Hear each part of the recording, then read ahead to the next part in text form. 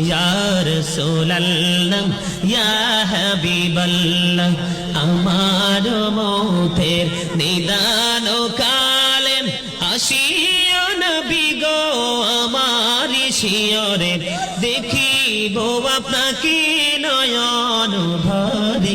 ইয়া রাসূলুল্লাহ ইয়া হাবিবাল্লাহ ইয়া রাসূলুল্লাহ